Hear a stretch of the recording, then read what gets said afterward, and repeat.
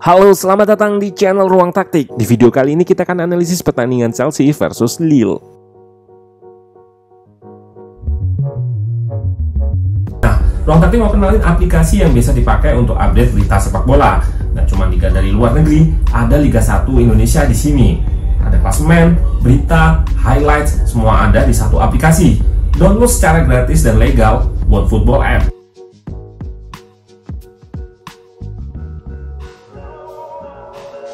Modal besar di bawah Tuchel di babak 16 besar ini. 2 gol tanpa Lukaku dan tanpa kebobolan akan jadi amunisi dalam usaha mempertahankan gelar di leg kedua nanti. Tanpa mengubah formasi 3 backnya, Chelsea mengalahkan Lille yang struggle di liga domestiknya. Berada di peringkat 11 membuat fokus tim asal Prancis ini sebetulnya lebih ke UCL. Namun di leg pertama, Chelsea mengikis harapannya untuk bisa lolos. Nah, kita simak jalannya pertandingan dari sisi taktikal. Let's go, kita bahas sama-sama. Chelsea turun dengan formasi 3-4-3 yang pada babak kedua diubah menjadi 3-5-2. Tanpa Lukaku, Havertz jadi ujung tombak di depan. Apa yang paling terlihat di laga ini adalah passing-passing pendek Chelsea yang rapi dan akurat.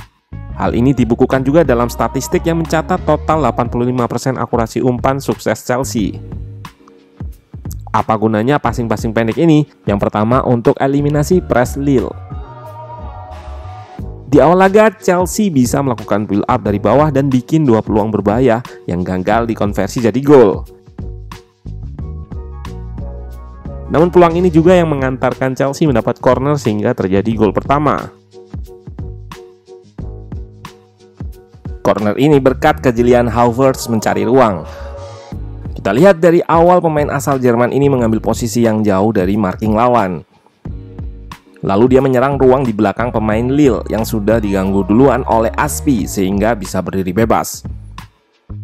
Kredit juga untuk akurasi tendangan Ziyech.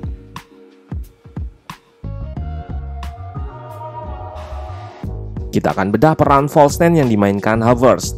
Daripada Lukaku, pemain bernomor punggung 29 ini lebih banyak terlibat dalam fase bangun serangan Chelsea. Kita ambil contoh di laga versus Crystal Palace di mana Lukaku hanya melakukan 7 sentuhan.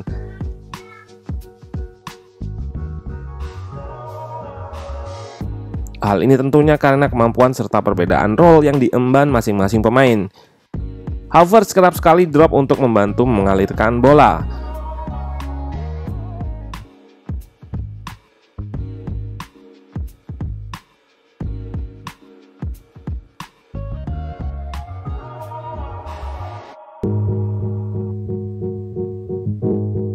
Sementara Lukaku lebih sering mengikat bek tengah lawan dan menunggu di depan.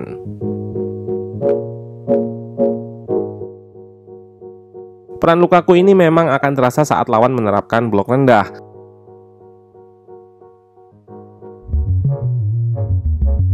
Menghujani kotak dengan crossing-crossing akan bikin Chelsea bisa mendapat peluang lewat kemampuan udaranya. Salah satunya gol di laga versus Palmeiras. Namun tetap Lukaku belum di performa terbaiknya.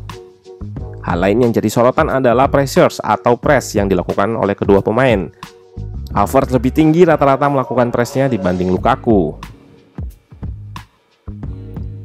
Unggul skor membuat Chelsea harus mengontrol pertandingan. Nggak terburu-buru agar nggak kehilangan bola sekaligus kontrol ketika tanpa bola, yaitu bermain dengan blok medium. Blok ini terdiri dari 2 blok utama, biru blok depan dan putih blok belakang.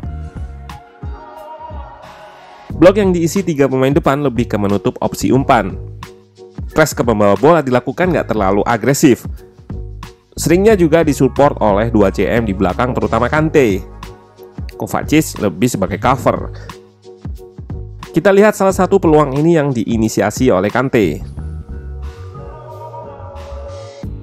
Lalu blok belakang diberi warna putih. Cara bertahannya lebih ke man marking. Pemain depan yang drop ke ruang antar lini atau ke ruang di samping Kante atau Kovacic akan diikuti oleh back.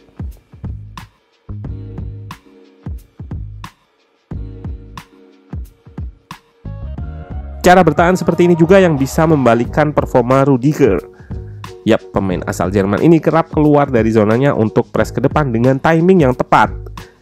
Karena pakai 5 back juga, ruang yang ditinggal Rudiger akan di cover oleh back yang lain. Hal ini tentunya membuat PR Lille untuk membongkar semakin berat. Dan kesempatan ini digunakan Chelsea untuk menunggu mereka naik lalu melancarkan serangan balik seperti di gol keduanya. Yap, game plan Tuchel berhasil dieksekusi dengan baik dan Kante kembali jadi motor.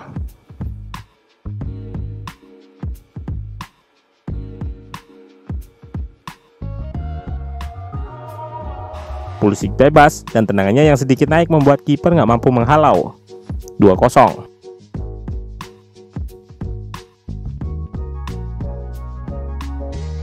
Lukaku atau Havertz tentunya akan disesuaikan dengan game plan dan karakter lawan.